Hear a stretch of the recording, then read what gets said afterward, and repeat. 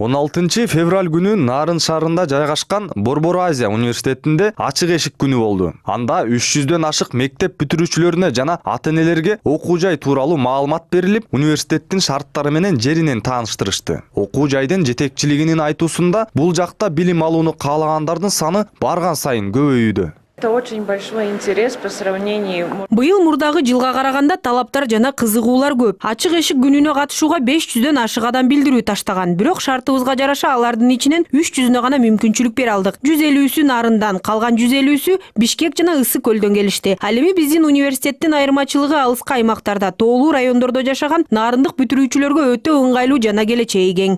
Окуу жайдын негизги максаттарынын бири алыска аймактарда билим берүүнү жайылтуу болгондуктан айрым студенттердин шартына карап каржылай көмөк көрсөтүлөт. Ал эми жалпы республикалык тестирүүлөөдө алтын сертификат алгандар бекер окушат. Бүгүн Ысык көл областынан келген Азамат Асылбеков дагы карындашын ушул окуу жайга тапшыртууну ойлонууда. Анын айтымында университеттин шарты жакшы жана окутуу методдору дагы өзгөчө экен. Өзүбүз көлдөн келди, карындашым көлдөн келди.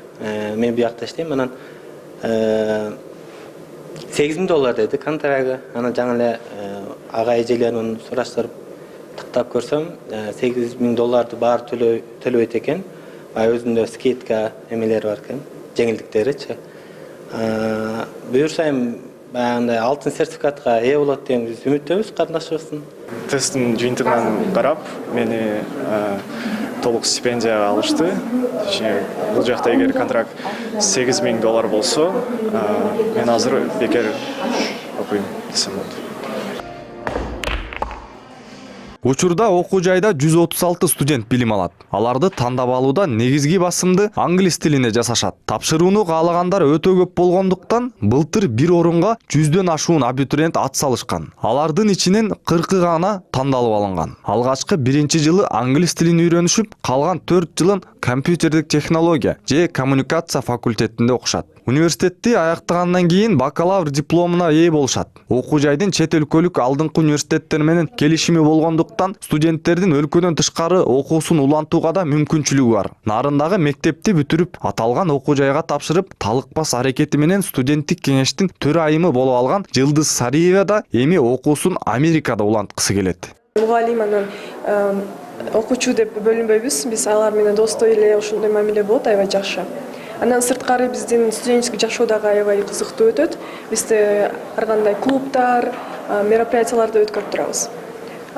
Бизде биякта ошо 8 мамлекеттен келген окуучулар окуйт. Биз бири-бирибиз менен кандай тил табышабыз. Биз негизи сабактардын баары жана сүйлөшкөнүбүз англисче жана орусча дагы.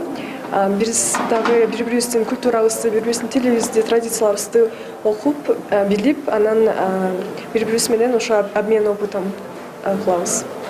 Ал эми дүйнөнүн бир нече өлкөлөрүндө сабак берип келген ирандык мугалим Сахеил Ашрафинин айтымында кыргызстандык студенттер өтө дилгир келет. Teaching for 8 years in Australian institutions.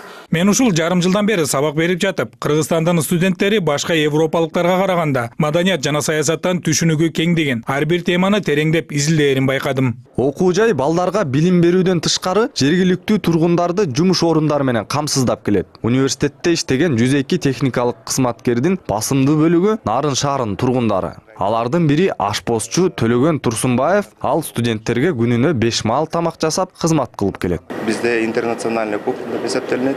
Себеби Орто Азиядан келген студенттер жана Европадан келген мугалимдер келип окушуп иштешкенине байланыштуу биз дагы аларга ыңгайлуу кылып тамактарды жасоого шарт түзөбүз. Окуу жайдын жалпы аянты 250 гектарды түзүп, билим алгандар үчүн бардык шарты каралган студенттик шаарча салынган. Курулуш иштери дагы уланып жатат. Жакынкы жылдарда 2000 адамга ылайыкталган комплекс түшкөнү турат. Тынчтыкбек Кенжебек уулу, Владимир Кулбалдиев, НТС.